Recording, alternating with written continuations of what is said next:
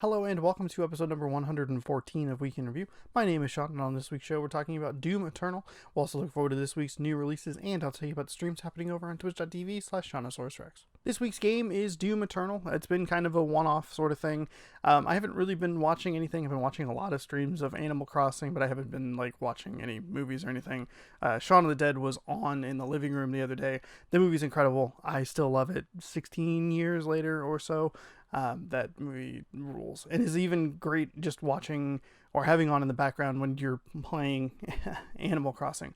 But Doom Eternal is this week's meaty review, and Doom Eternal is a game that I, at the beginning of the year, put on my most excited for games side list, and I hadn't really played a whole lot of Doom 2016, but what I played I liked, and what I had seen of Doom Eternal I really liked, and I was very amped for it. And then playing through Doom 2016 2 weeks ago and talking about it on the show, I was at maximum hype level for this game, and I don't really like it all that much. And it breaks down into three specific sections: the good, the bad, and the ugly.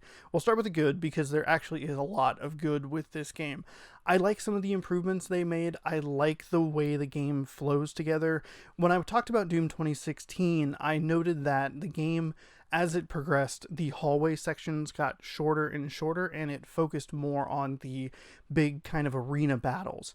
That is almost exclusively what this game is. They have some other things that are like traversal stuff, and we'll talk about that later because I'm not the biggest fan of it. But for the most part, this game wants to be a fast-paced, over-the-top, arcade shooter. And for the most part, it excels at that.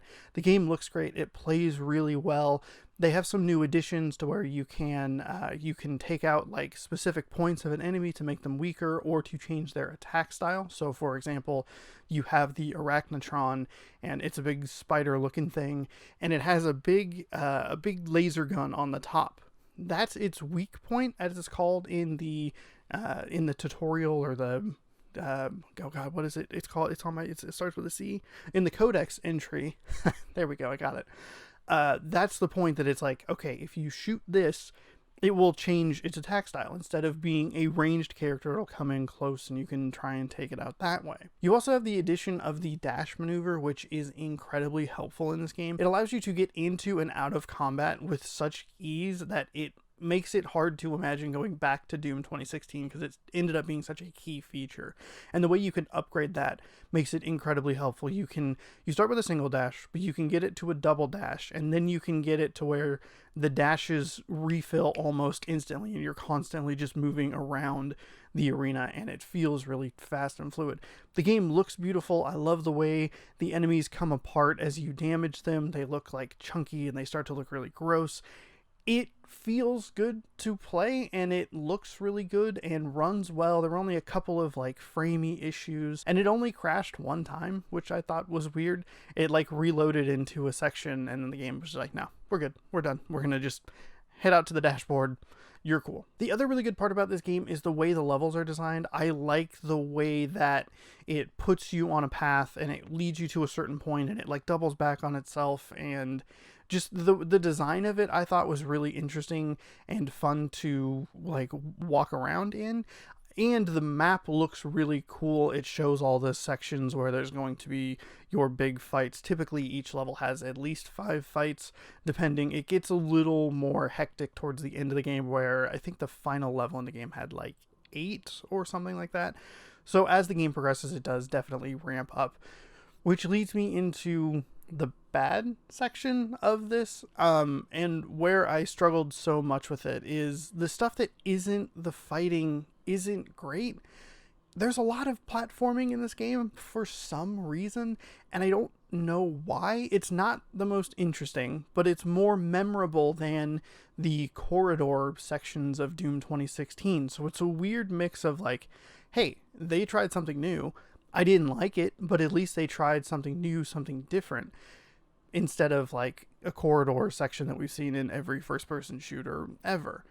It also goes back to kind of a weird thing where, how do you traverse in Doom? How do you get from point A to point B? Because Doom in 1993 was just maze levels that you had to get key cards to escape from.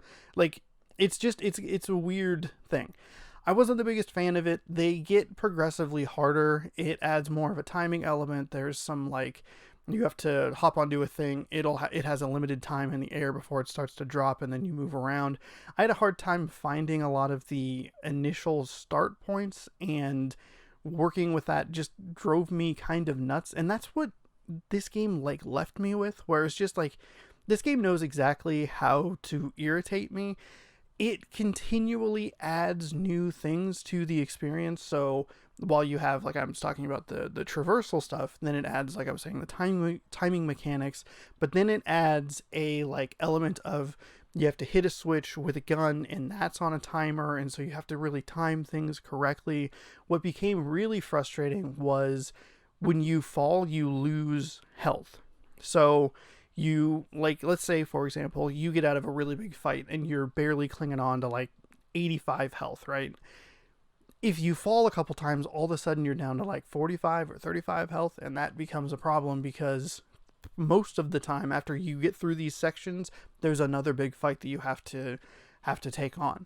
The game is pretty good about giving you health back, and it can get easier in your head to know where the fodder demons are, which are the smaller, like pretty much non-lethal demons that just walk around, that basically exist as your like health and ammo portals. You use the chainsaw to get ammo, you can shoot them and get them into a glory kill, which gives you a lot of health.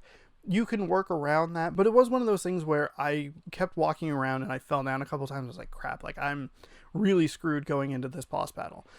On the flip side as well, the checkpoints are, for the most part, very generous. There were only a couple of times where it was like, oh, this is a bad checkpoint. I think there should have been something just a little bit closer, because it just wasn't where I would have wanted it. And for the game to be so good for the most part in putting you in a good position to succeed, that felt a little bit off. This game also does a weird thing where it adds a lot of elements, but they aren't consistent enough to feel necessary, and that's both in the enemy section and in some of the traversal mechanics. There's like toxic sludge that you have to walk through that only plays a part a few different times. There's this purple loop stuff that doesn't allow you to jump, and that wasn't in there consistently enough. There are like tentacles on the ground that show up every once in a while. It's a really weird flow to it where it's like, here's a bunch of purple stuff early in the game, and then it doesn't show up for a while, and you're like, okay, I guess we're done with that. But it also introduces a lot of enemies, and it keeps introducing new enemies and new mechanics way into the game. And at a certain point, I just went like, why? Like, why is this stuff here? It's odd because the game doesn't use them consistently. There are multiple times, in addition to the traversal stuff, that they introduce enemies that just don't really play a part, and then all of a sudden show up again.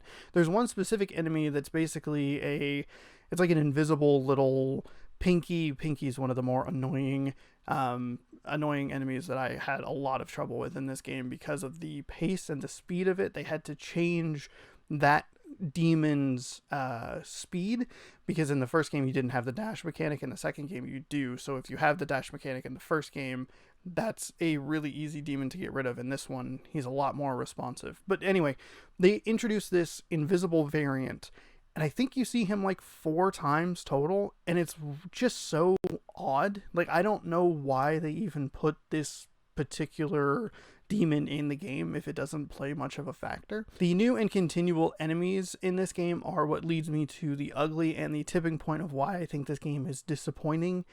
And it's because there is a specific enemy in this game that I don't understand and I don't think works on console. So I play on Xbox One S typically, unless it's a PlayStation 4 game exclusive.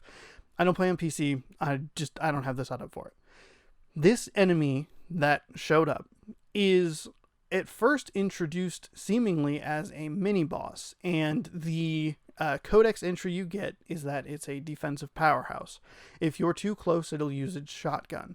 If you're too far away, it throws little beamy fireball whatevers. So you have to keep him at mid-range to be effective. You have to wait for a green in his eye, and when he attacks, that's when you shoot. It is nearly impossible to keep him at mid-range, whatever the fuck that means. This character drove me up a wall. I somehow beat the mini boss section of this because I'm pretty sure he just warped out of the world. Like, he went to do his attack and he just went out like a window right here, and then the hitbox of the game is like just outside the window, and then it just said that he was dead and was like checkpoint. And I went, okay, well, hopefully I don't have to worry about it because I don't understand this character, and hopefully I don't have to see him again. Unfortunately, you do, and you have to see him a lot, and I never knew how to deal with him. It basically was me running away from him, hopefully getting 2 shots in him at this mid-range thing that didn't ever make any sense. He's way too fast for a controller because you have B is your dash, and it pulls your thumb off the right stick. So if he dashes 180 degrees behind you, you are trying to dash backwards and trying to move the camera, and then by the time that happens, he's already behind you again, and he's too close. But if you dash back, then he's too far, and it's that mid-range thing doesn't make any sense, and it does not work. It drove me nuts and made me not want to continue playing this game. I did continue to play this game, which leads me to the other part that I thought was really terrible. This game is 1 level too long, and it ended up being a couple of hours too long. There is a boss battle that happens right at the end, and I kind of thought it was going to be the end of it, but then it's like, oh, and we have 1 more enemy for you to fight. You traverse and trudge through a level that has, like I said earlier, 8 separate encounters, which isn't the worst thing. It's utter chaos, though, and it's really difficult. For context, I started playing this game on hard difficulty, so there's basically an easy, medium, hard, expert. They have like cutesy little names for them. I think the hard difficulty is ultra violence or whatever. Who cares? I started playing on the hard difficulty. The game said and gives you fair warning that, like, hey, you're going to die a lot at the beginning as you get used to the mechanics of the game, and as you get more and more weapons and abilities and power up. Hopefully, like, in my head, that meant, okay, it'll start to even out at some point, and at some point later in the game, I'll be the one who is the one to be feared and maybe not running away from all of the enemies. I specifically picked this difficulty for 2 reasons, well, 3 reasons. 1, I consider myself to be a good first-person shooter player. 2, when I played Doom 2016, I made it through pretty unscathed. There were only a couple parts here or there that really got me, and I wanted to challenge myself. To push myself to be like, I can beat a game on a little bit of a harder difficulty. And 3, because of the stay-in mandate that Washington State has, I had extra time, so I figured, why not use that to play this game on maybe a harder difficulty and take a little bit longer with it. I regretted this decision nearly immediately. The first day I played, I wasn't the super biggest fan of the game, and I wasn't sure if I was going to continue on the path that I had chosen with that difficulty level. But then I remembered, okay, the game said that you're going to struggle early, you're going to die a lot. Maybe I'll just keep with it, give it a couple more levels, see if I can even it out, and it can the progress can get a little better in the second day. And I stuck with it, and I'm actually glad that I did, because the second day actually went a lot better. I made it through the first level that I played that day relatively easily, and the only part that I struggled with in the second level of the second day was a really, really big battle. And as the game progresses, the battles get bigger and bigger. The arenas change in size, but the enemy density is thicker. The number of big, heavy enemies becomes greater and greater, and it felt like a good challenge. Like, I kind of understood where I was going wrong. I was like, okay, I'm backing myself into a corner. I'm not taking care of these enemies in the correct order to kind of thin them out and make it a little more manageable. With the success that I felt I had with day number 2, I actually stuck on that difficulty for day number 3. It ended with that annoying enemy that I was talking about earlier that's just garbage and doesn't work. And I thought, okay, I can stick with this. I ended up right before a boss battle. I continued on that difficulty through that boss battle, and I continued on this hard difficulty until I realized that the enemy I was talking about earlier is going to be a consistent presence, and he ripped me to shreds about 4 times in a row right at the beginning of a checkpoint, and I was like, I have to knock this down. I can't do this. I don't want to bang my head against the wall. I'm irritated. I'm annoyed. This character doesn't work. It sucks. So I knocked it down a level. I'm really glad that I knocked it down a level, because the extra level that's too long is 8 very long boss fights that even on the medium difficulty tested my patience and my abilities. This is a tricky game, and I don't know exactly what it is about this game that causes me so many problems. Like I said, I consider myself a very good first-person shooter player. I play a lot of Halo and a lot of Call of Duty. I get that this isn't that game. I've played the Wolfensteins. I played a bunch of random garbage FPS games. But this one, Doom Eternal, really tested my patience. And it only gets worse as this level continues into the climactic boss fight that is so annoyingly chaotic and tedious and boring. It is terrible. I don't like it. It's too long. You have to take down this big, huge, giant demon. You have to destroy 8 individual pieces of armor, which I have a problem with because that's way too meticulous for this game, is the word that's coming to mind. You have to make sure that you're hitting specific pieces of his armor, and that doesn't mesh well with the literal insanity of chaos that is happening throughout the level. It takes place in a big building. You have like 3 stories to work with. There are enemies everywhere. And I got pretty close to the first half of the battle being done, but I kept dying. And so what happens is the game offers you this like sentinel armor, whatever, and it says it significantly reduces damage, incoming damage. Cool. I hadn't taken it up to that point. I'd had a couple offers earlier in the game. I was like, no, I can do this. This battle drags on, and this level drags on, and this game drags on to the point where I was like, I don't care. I'm going to take this because, one, I don't want to do this. I don't want to keep restarting and getting 15, 20 minutes into this thing and having my progress reset and trying again and having my progress. Like, I'm very done. I would like to be done with this game, and I want this to be over. So I took the armor, and it essentially is just a win button. You can die with it, but it's very resistant to damage, which is great. It's a terrible, terrible end to the game, and I don't like how much I don't like it. I wanted to like this game a lot. I really like Doom 2016. I like the improvements that they made with this game from a gameplay perspective. I love the dash ability. The dash ability is incredible. It's just, it's too long. It's a game that far outstays its welcome, and it just didn't work for me, and I grew so tired of it. It has an enemy that fundamentally breaks the game. A lot of the other enemies have some weakness to them, so like the pinkies typically irritate me a lot because they're so quick in this game. If you use one of your new abilities, the blood punch, you can get rid of them in one melee attack. Cool. The enemy that I'm referring to doesn't have anything aside from when his eye goes green and you have him at mid-range. That is it. And it's a game that wore me down, and 2 key pieces that go like, they really made improvements, but I don't want to play this anymore. I'm done. Doom Eternal is a big disappointment and a big bummer of a game, and a bummer of a way to start out 2020. From a gameplay perspective. Finally on the show, we'll take a look at this week's new releases. There's nothing in theaters. There's nothing on Blu-ray. I guess a bunch of the Star Wars movies are getting 4K releases, but I'm not a big Star Wars guy, so I don't really care. Where the excitement lies is in the games, and there are a bunch of games out this week. We have the Resident Evil 3 remake, The Complex, totally reliable delivery service, the Casebook of Arkady Smith, and the release that I'm looking most forward to, Snakey Bus. It's basically a game where you drive a bus, and it's just like the game Snake.